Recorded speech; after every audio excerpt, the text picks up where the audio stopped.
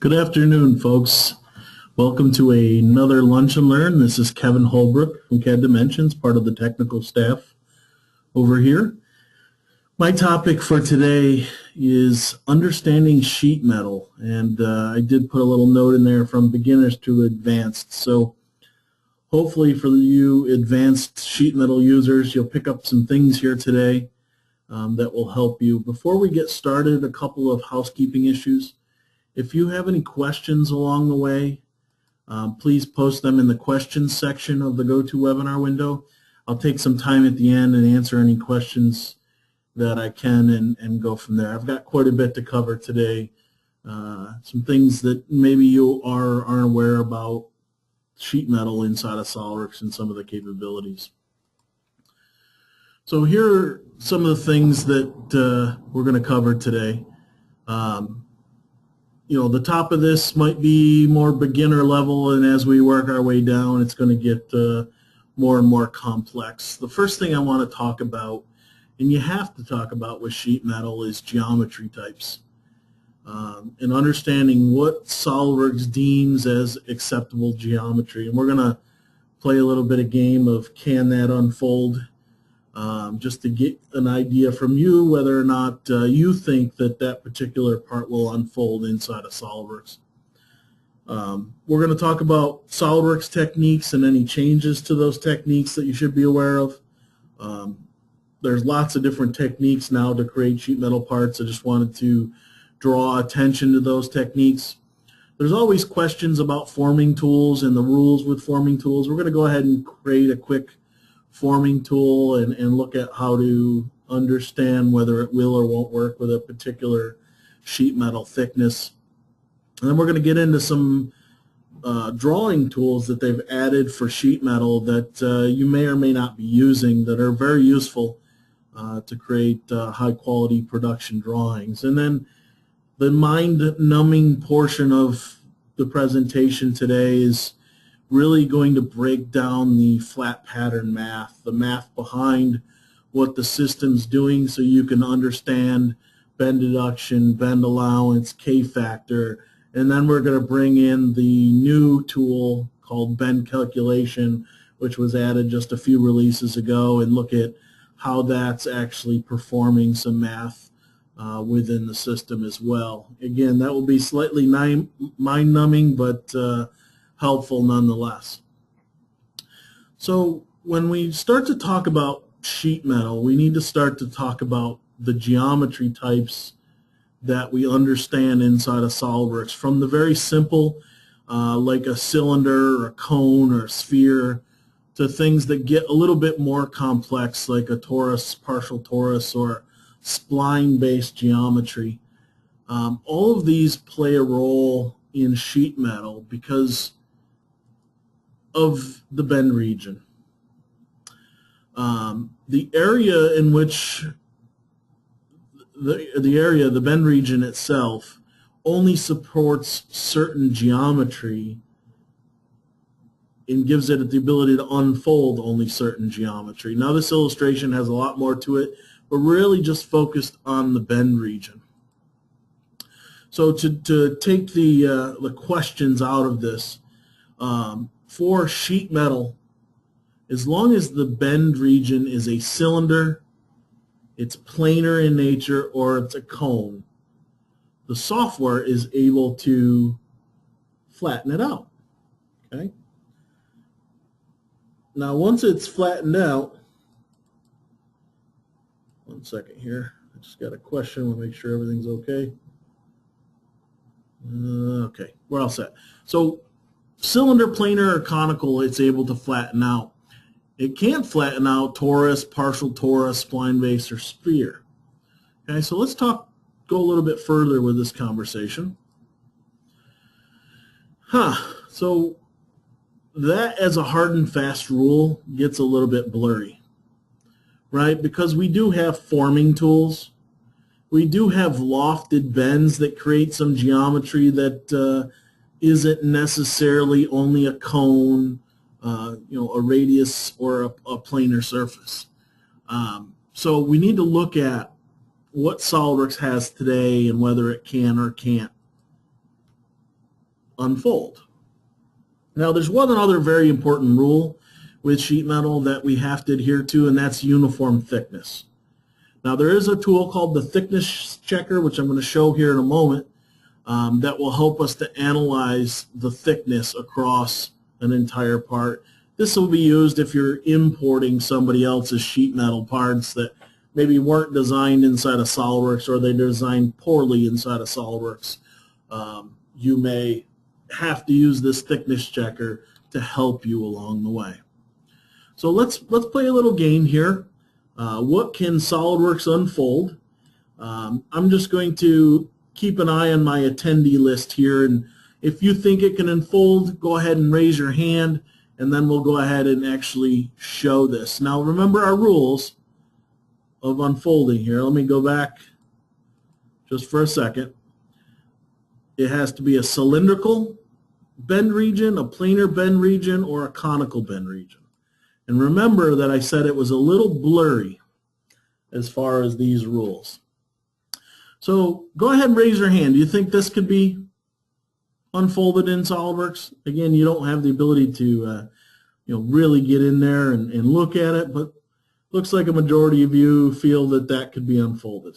Okay, so let's jump into SOLIDWORKS for a moment and take a look. Okay, now this happened to be created with sheet metal. I can hit my flatten button and it unfolds without a problem. Okay, now what about this one? Okay, go ahead and raise your hand. Looks very much like the last one, right? Most of you probably think it can unfold. Sure. Well, let's go ahead and, well, it wasn't created using sheet metal, but I don't have my flatten button, so I got to perform an insert bends. And it says to me, well, you know what? I don't see any bends here. So this always gets a bit confusing because you're like, this, I mean, it looks great. What's the problem here? I mentioned the thickness checker. Let's go ahead and run the thickness checker for a moment. It's found under the Tools pull-down menu. You'll find Thickness Analysis. Now I'm going to just tell it to show me thick regions. I want the part to be at least 2 millimeters on average. And I need you to calculate and show me the areas where I have maybe thin or thicker issues here. Now I did this on purpose just to illustrate some of the things that you may do. And you can see that it came up with a change in thickness in this radius. Now, I did this to kind of show you something, but I just created a fillet that was the wrong size. So this fillet region is just slightly off thickness. So SOLIDWORKS is very detailed. It understands when there is even a slight variation to that. Okay. So what about this? Can that unfold? Our bend region, is it a cone? Is it a cylinder? Okay, yeah, most of you think it can be unfolded. So let's go ahead and look at that. Let's see here. All right, we'll go ahead and use flatten. You can see, because it adhered to our rules, it was a cylinder, that does unfold. Okay, let's keep going here. How about this one? Raise your hand if you think this one can be unfolded. Okay, I've got a couple of you that think it can be unfolded. If I look at the corner, it's a toroid. It's bent in two directions. So let's take a look. Can SOLIDWORKS unfold this?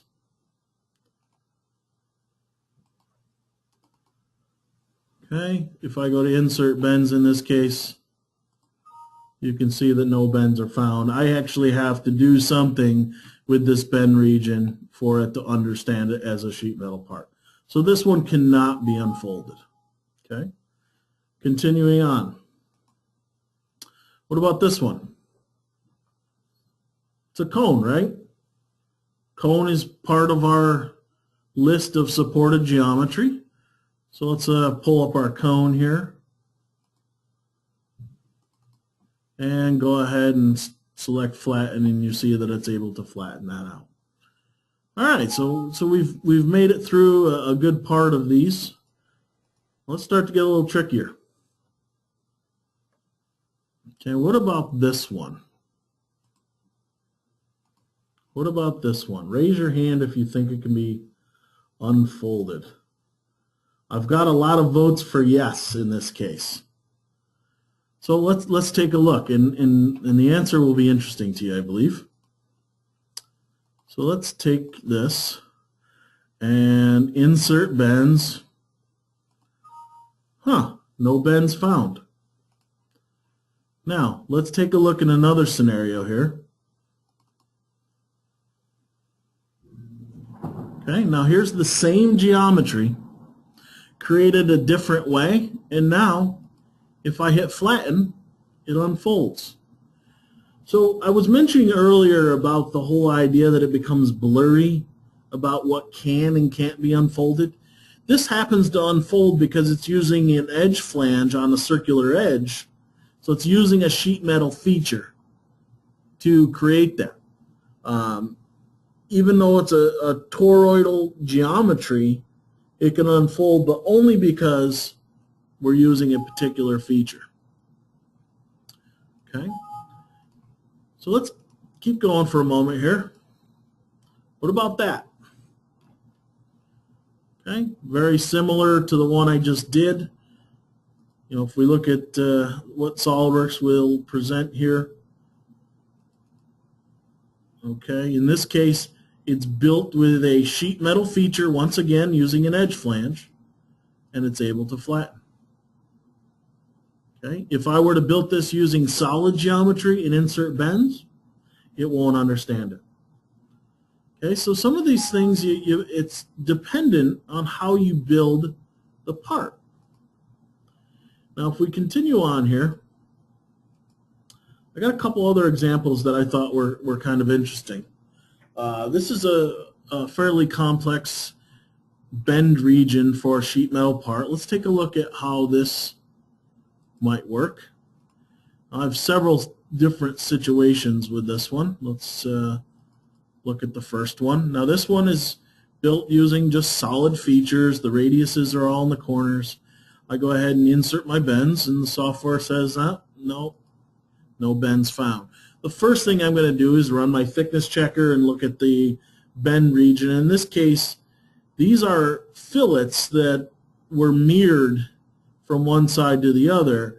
And even though you created a fillet, it doesn't mean that this is a perfect cone within the bend region because of the angles involved in that. So even the SOLIDWORKS fillet command doesn't work in this case. So what I would typically do is I would use a feature in SOLIDWORKS called delete face. I would go ahead and remove the faces on the radiuses and the corners, and then maybe I come in here and try to do my insert bends and let the software add the radius in there. And in this case, it still has a problem adding the radius to meet what I'm trying to do. Now let's take a look at a solution. In this case, I did something different. Instead of putting it in as a radius, I put it in as a revolved feature in that corner. So a revolve requires an axis, so you know you're creating a cone in the corner. Now watch what happens when I go ahead and insert my bends. Same geometry, but now I'm able to go ahead and flatten it. Now it doesn't want to flatten. All right, this one used to flatten. Let's see here. Yeah, so it's 1/2 of it. Let me just try. Suppress my mirror. Let's get 1/2 here.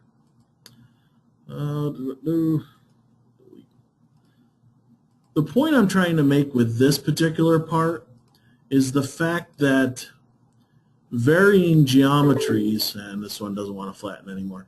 This one actually used to flatten. There's different ways of creating geometries, even in parts that aren't necessarily built as sheet metal parts initially. As long as you can confirm that the bend region meets those, it should unfold. Okay, it should unfold. So keep that in mind as you kind of progress through this and learn what is supported. Now here's just another example. I think this is quite interesting of can it fold or not, unfold or not. You know, if we look at this, this is created with two helical curves, and then I lofted a bend between the two helical curves. And because I used a lofted feature inside of SolidWorks sheet metal, I'm able to go ahead and unfold that. But that clearly is a much more complex bend region than we've been talking. So some of the functionality can get a little blurry, but as long as you follow the basic rules, for the most part, you should be good. Now let's talk a little bit about sheet metal techniques, because there's several of them out there now. First of all, we can use the method called convert to sheet metal, which allows us to use a solid body and wrap sheet metal around it. We can create sheet metal using sheet metal features. We can create using solid modeling features and then inserting bends, which you saw me do a little bit of. Or we can use sheet metal multi-bodies. I just have some examples of each of those just so we can kind of take a look here. Let's get rid of some of these. Now, let's start with forming, or let's say imported files. So this may be something you've imported and you want to turn it into sheet metal. We would use the insert bends command. It recognizes as long as these are cones or cylinders or planar surfaces, it's able to insert the bends and go ahead and flatten that out, right? So that's one method, is to insert the bends into something you already have. Now the convert to sheet metal method allows you to create essentially a volume that you're going to wrap sheet metal around. And on the sheet metal toolbar you have the convert to sheet metal option. Let's say we want to specify where the initial face is, fixed entity, the fixed face in which it's going to unfold from. And then all we have to do is select the surfaces that we're going to wrap the sheet metal around. Now we do have to provide a thickness, and you can kind of see that in the preview that it's asking for a thickness for the sheet metal part, and as well as a bend radius. Okay, and the result is that it's creating this sheet metal part either inside the volume or outside the volume with a particular radius that we have. You can also rip edges if you need to. If there's multiple surfaces that meet in a corner, you need to rip the edges, you could do that. But this technique has been there for a little while. Just want to make sure everyone is still aware that this does exist, the convert to sheet metal. Okay, using existing solid modeling features, I mean, I could come in here and create a new part. This has been around probably forever. Go ahead and let's say we use some sort of rectangular extrude in this case. We want to go ahead and shell this thing out. Okay, and then we could go ahead and go to sheet metal, tell it I want to insert bend. So I'm using solid modeling techniques, creating solid pieces, and then I'm turning it into sheet metal by ripping the corners where the connections are made, telling it how it's ripped, and letting the software add any relief and any bend radiuses I need. And now I can take a box like this and flatten it out. Okay, so that technique's been around for quite some time. The one that's fairly new is the sheet metal multi-bodies. Now, sheet metal multi-bodies allow us to create multiple sheet metal parts in a single file. Now here's an example of that, and I'll actually create a new sheet metal part in here. So I'm in a SolidWorks part file, and what I have is 3 pieces of sheet metal that all fit together. Now, there's some things to think about with this because it is a little bit different environment. If you haven't worked in weldments or multi-bodies, it's a little bit different. But what you're going to end up with is a cut list. That cut list shows you what each sheet metal part is within the tree itself. Now, if you expand the cut list, you can actually expand all the way down and see which features were used to create this sheet metal part. Okay, so if I were to come in here and let's say I was going to add, oh, that already has an edge flange on it. Let's pick something. I'll just put one right here. So if I was going to add another feature on here, let's say an edge flange at some angle on this end, you'll notice that the edge flange shows up here. It's a nice way to look at it because everything is organized in a certain way because all these features are scattered even though they may be specific to different pieces of sheet metal within the tool. So how do you create a new sheet metal part? I'll just do this right on the surface to illustrate this. You draw the part, you use the standard base flange features, okay, and the software automatically keeps track of the fact that that's a separate feature in this case. Okay, that's a separate sheet metal part. If I decide to flatten it, it makes everything else disappear, and you can see that separate sheet metal part listed there, created from one particular body. So the software is going to kind of keep track of that. Now the other part of this is there's a single folder that dictates or allows me to change a lot of parameters relative to all the parts at one time. If I edit this feature, I can actually change the default radius for all the parts, the default thickness for all the parts, and your bend allowance methods for all the parts. If I wanted to change them for one individual part like my sheet metal, I have to go right to the individual body below the sheet metal folder and edit that feature. Now what I have to do is override the default parameters. Now I can change the thickness and radius. Okay, so there's a couple things to be thought of with doing that, but just wanted to make everyone aware of the techniques that are currently used to create sheet metal parts. There really is 4 techniques currently to help us do that. Okay, so let's go a little bit further with this. We want to talk a little bit about forming tools. I get this question a lot about forming tools, and well, people are not comfortable creating them, or they create them and they fail. I just want to take you through that process real quick. The first part is related to thickness. Now there's really one very big rule with forming tools, and it's listed there. The minimum radius of curvature, okay, has to be, no, I'm sorry, the thickness must be less than the minimum radius of curvature.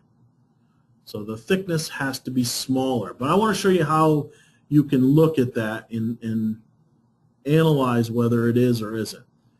Let's start by creating our own.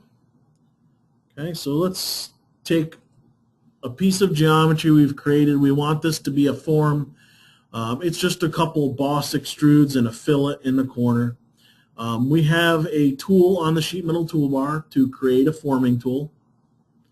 We have to tell it which face is the stopping face. Now think of this as like you pushing your hand into silly putty. It's the surface of the hand, the surface that stops on the face of the sheet metal part. And that's going to be this surface in this case.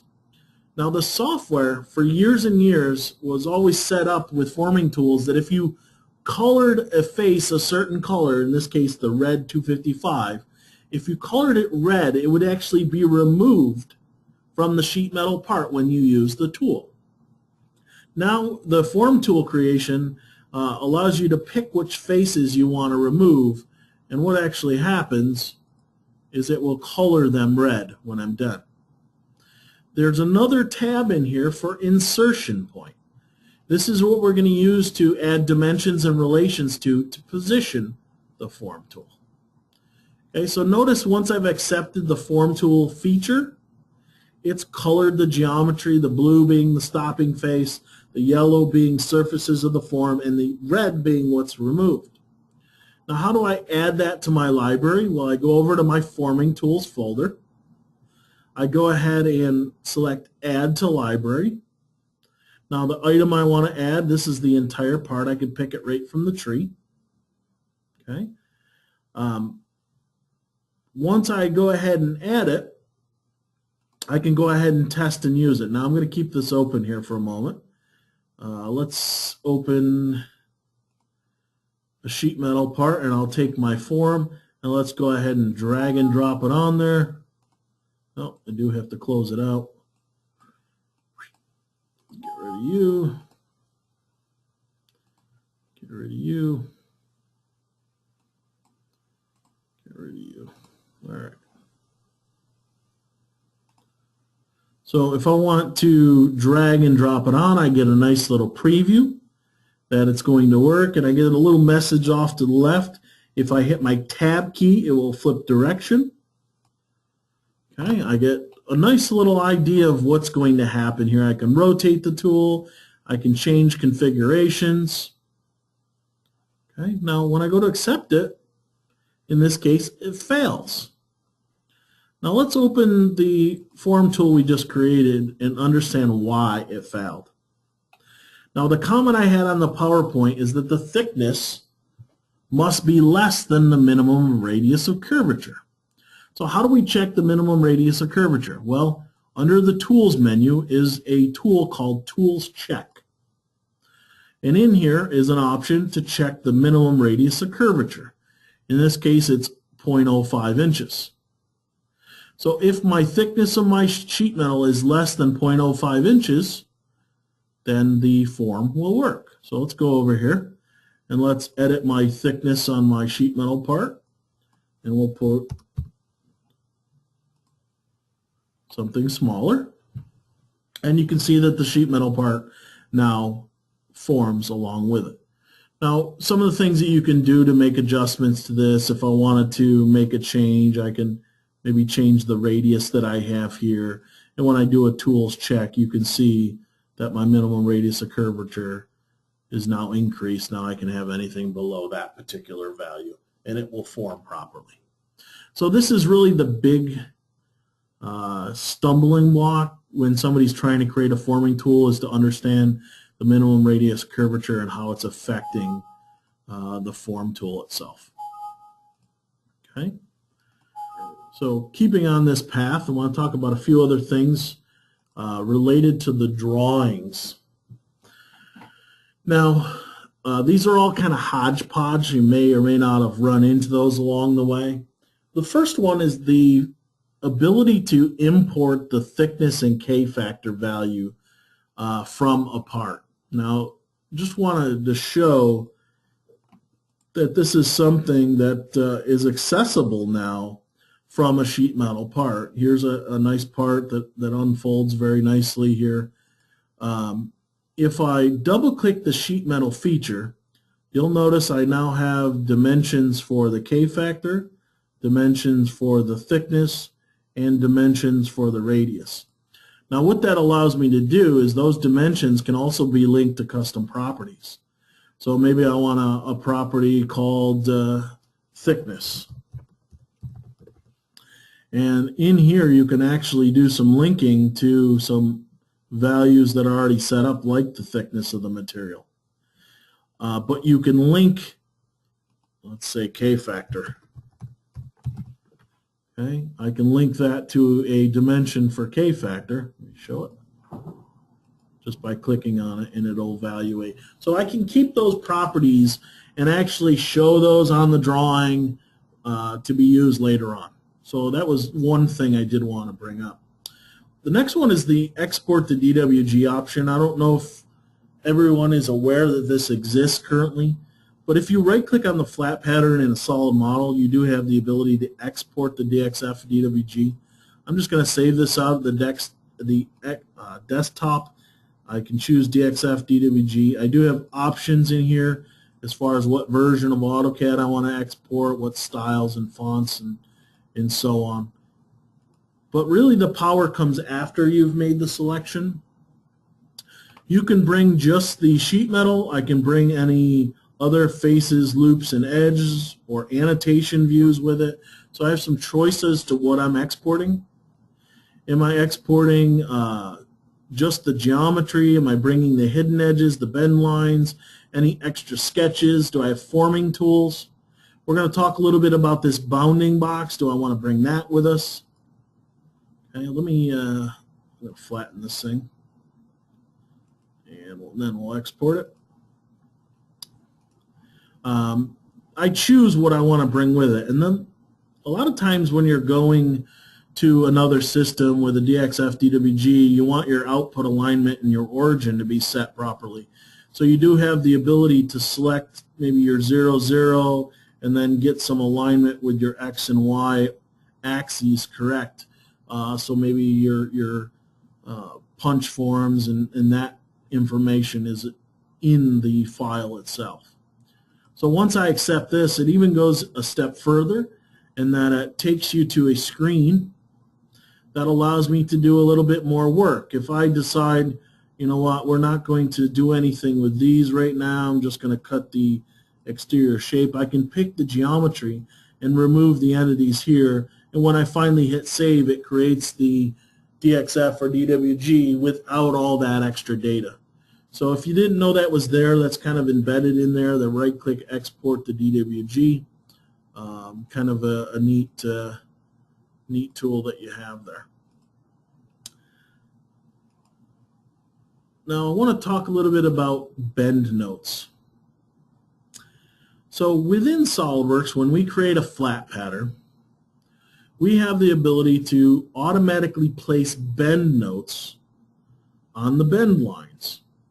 Now there's a bunch of things that dictate how this will work, but I want to kind of take you to, let me just find it here, line style, line thickness, image quality, sheet metal.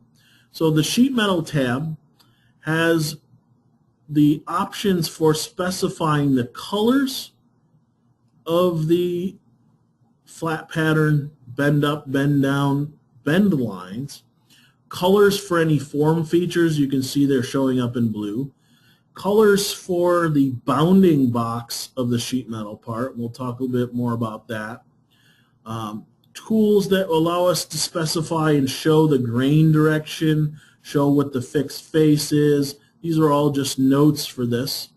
Now in this particular part, we have all of our bend up, bend down, and just to remind you, these are all document properties, so you save them as a document template, and I believe I actually have, yeah, so I have a flat pattern that has black and white bend lines. I have a flat pattern with colored layouts to show the different color variations.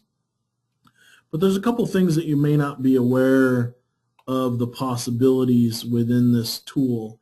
The first one is when it comes to the bend notes, you actually have the ability to do some merging and unmerging. This note is the same for that entire bend line. So you can actually select multiple notes that are really the same manufacturing step, and you can merge those notes. If you want to unmerge them, you can right-click them and unmerge. Okay, so you do have some of that ability. Let's talk a little bit. Hello?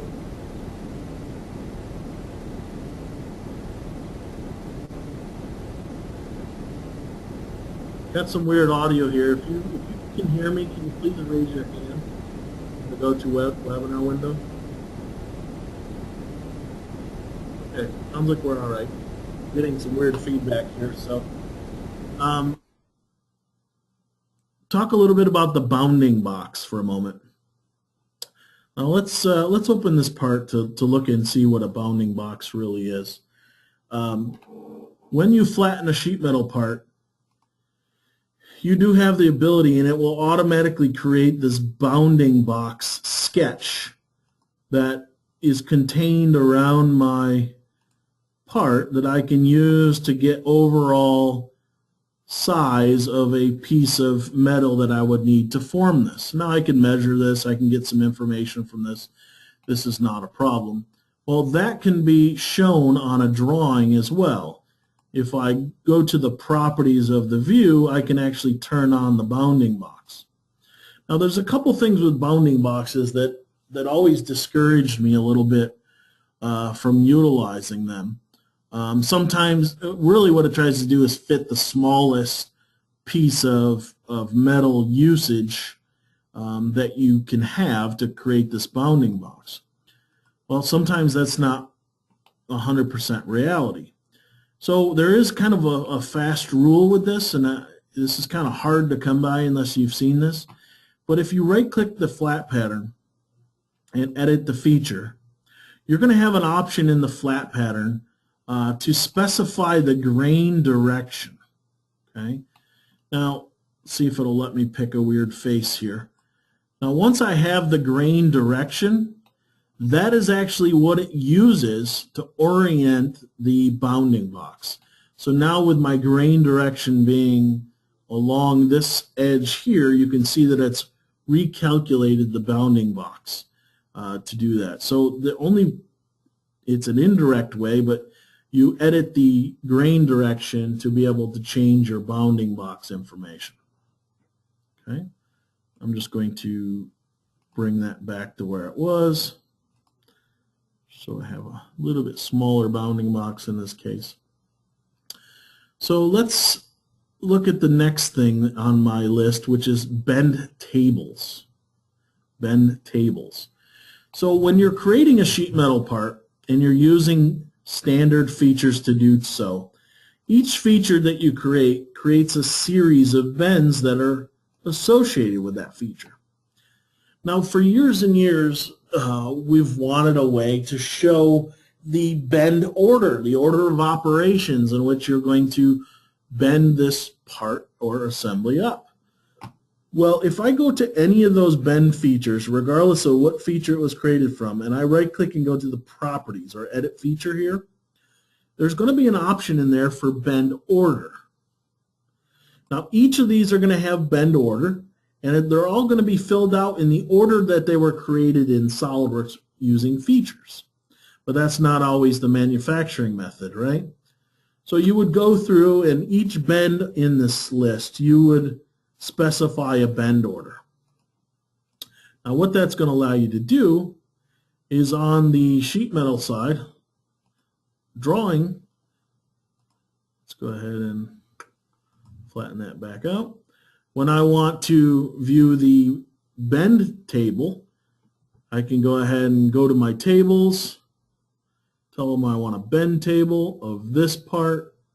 It's going to extract the information. I can use alpha or numeric, and it's going to extract that information. Let's try that again. Bend table of view. It says there's an existing bend table. Let's see. I don't see it, so let's just do this. I'm not sure why that.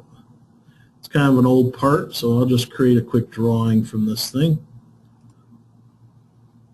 and pop a view on there. Okay, and just to show, get rid of those for viewing.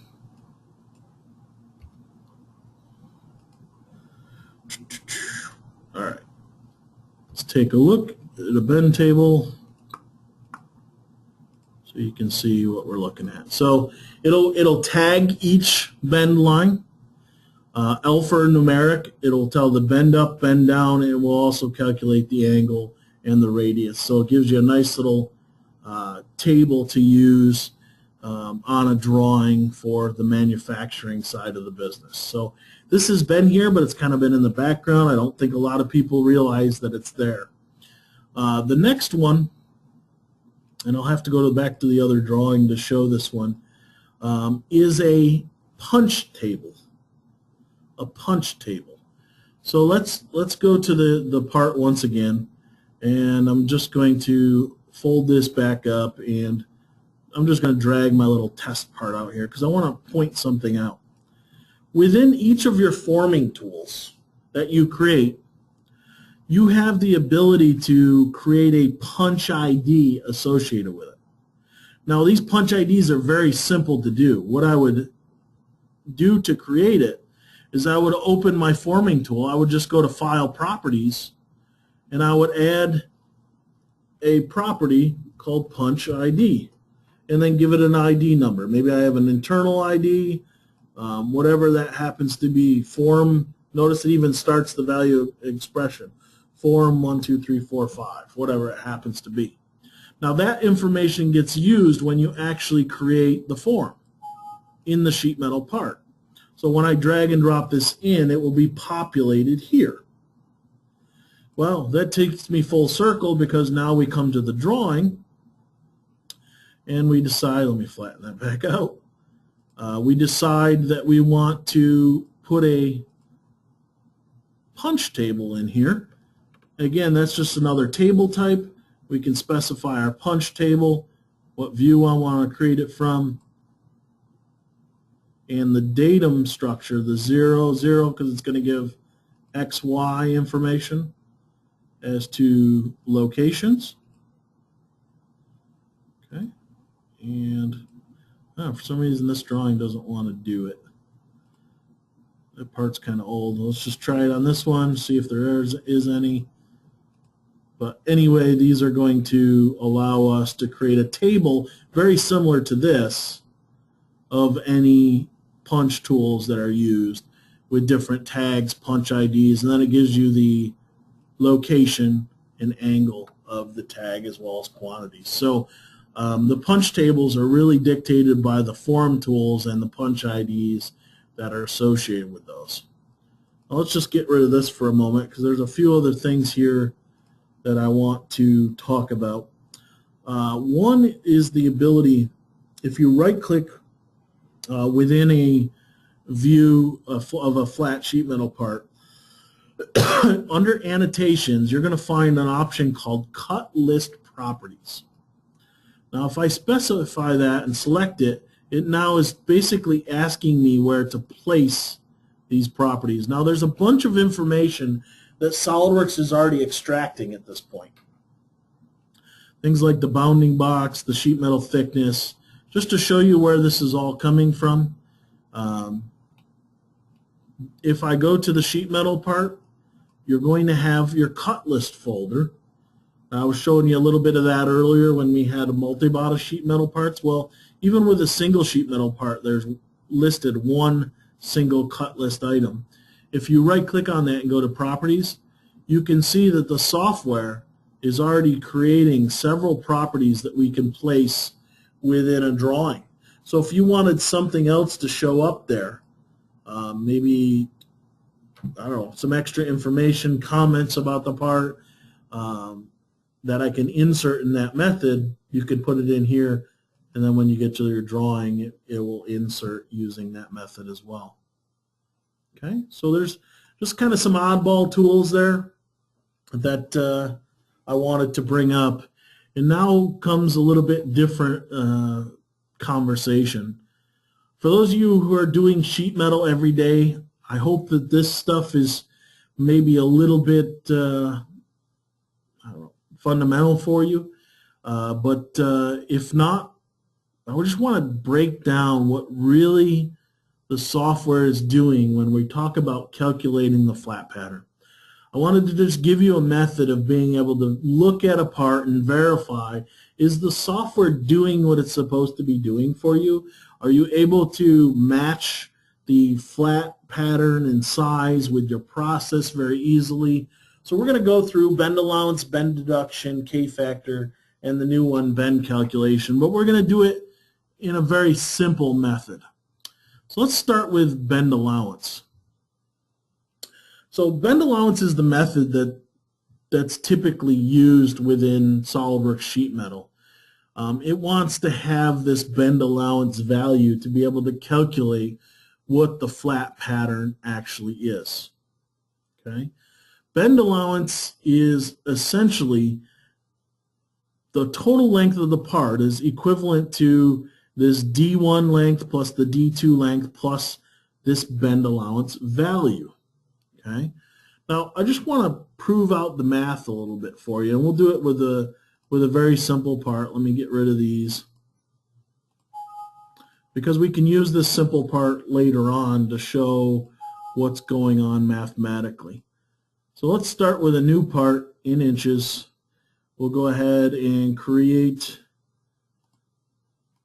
a couple simple flanges that are 1 inch each. 1 inch by 1 inch. We'll turn this into a sheet metal part. Now I want to make sure that the sheet metal is inside of that. So I'm going to make sure I reverse my direction. I'm going to give it a thickness of 40 thou and a radius. We'll make this much larger so we know it's a 1/4 inch radius. Okay. Now here's where we specify the bend allowance method. Now in the end, what we really need to understand is that it's going to come up with this bend allowance value. Now what I'm discussing here is what is the actual math for bend allowance. In this case, if I say the bend allowance is 125, okay, let's understand what it's doing mathematically to calculate that.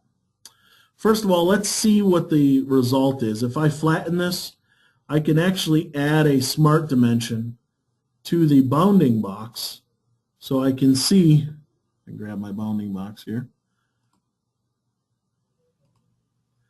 Okay, it shows the flat pattern as 1.545. Okay, well, let's take a look at the math side of things here.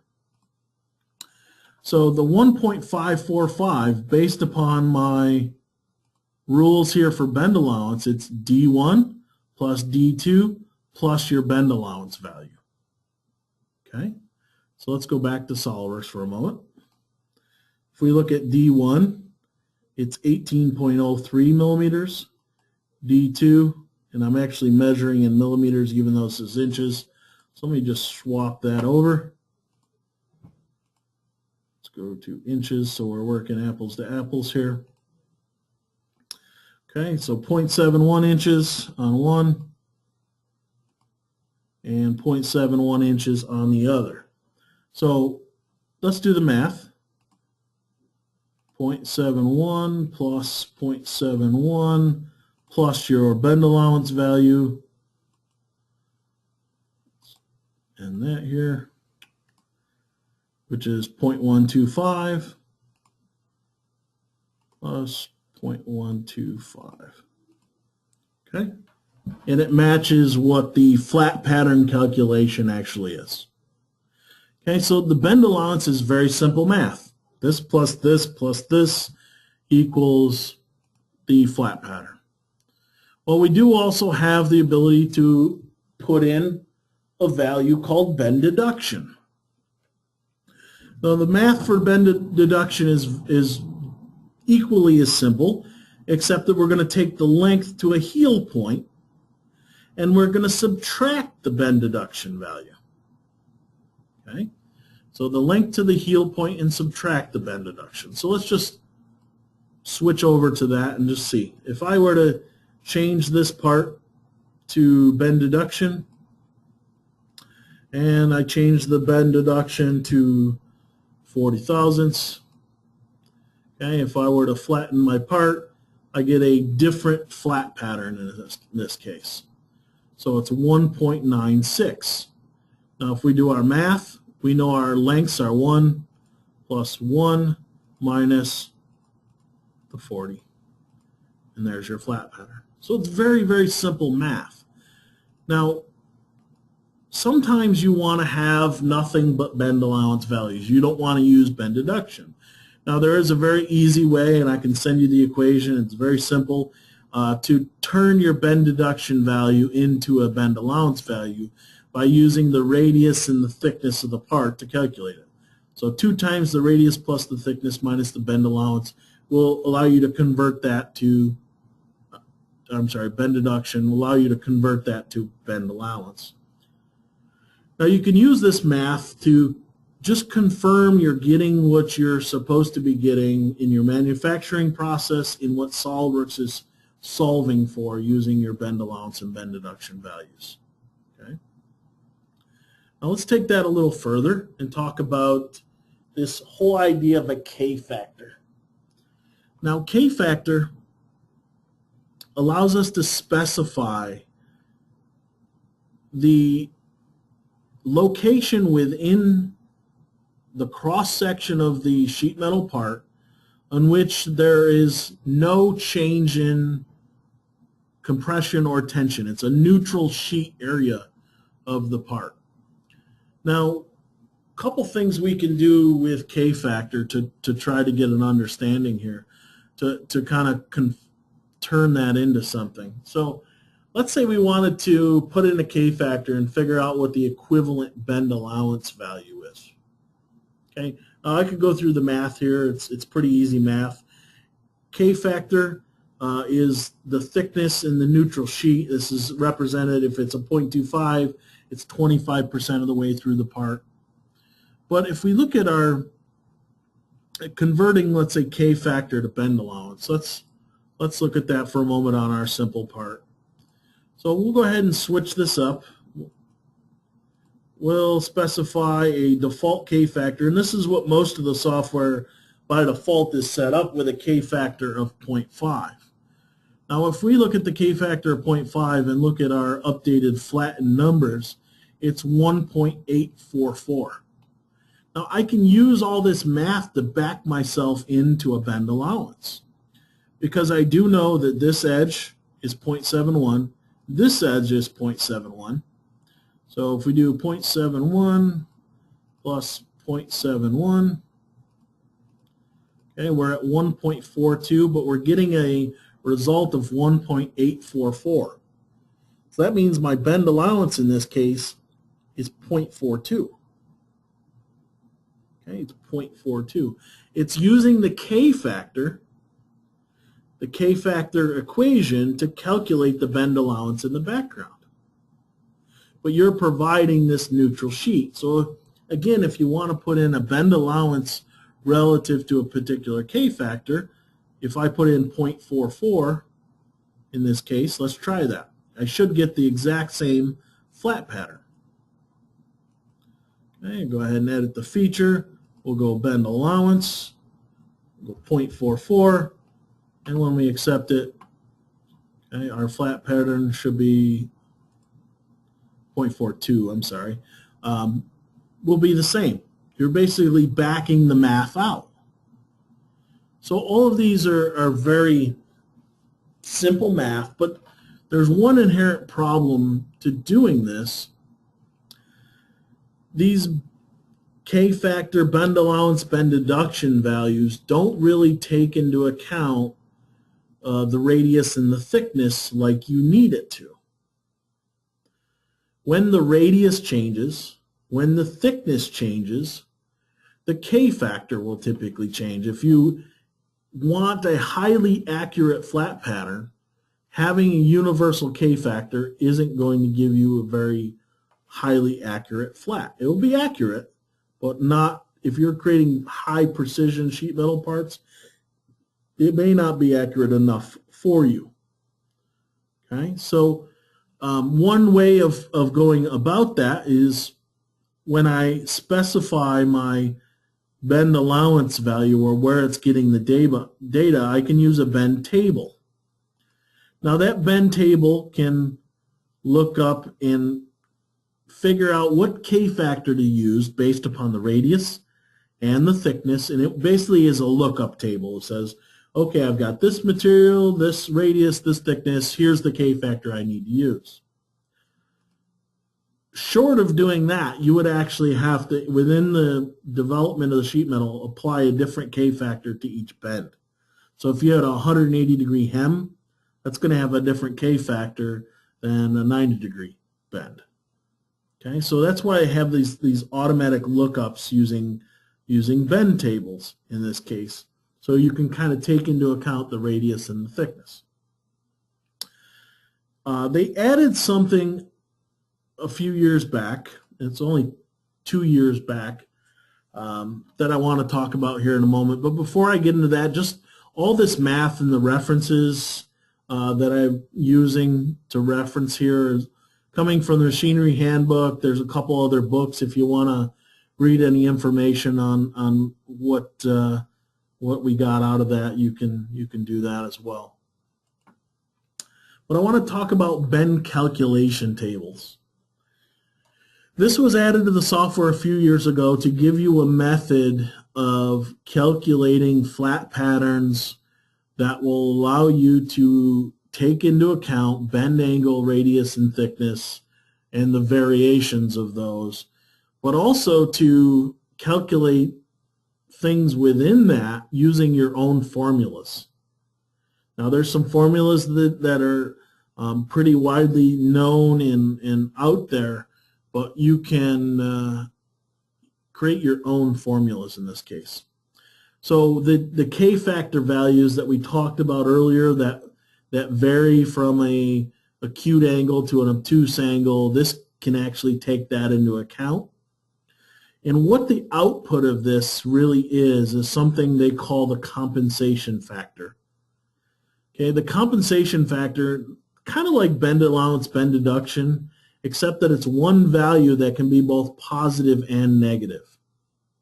And what it does is it calculates the length of the part by adding the full length of the A edge, the B edge, and then it adds the compensation factor to it. Now, if we take a very simple part, like this one. Now, I'm not going to do all the math live because it's a considerable amount of math. We have a thickness of 2 millimeters, a bend radius of 4. How do we actually implement a bend calculation table on this? Well, if we go to the part, I'll just pull this up here. Let's see. I don't have the part. Let's show it in this one.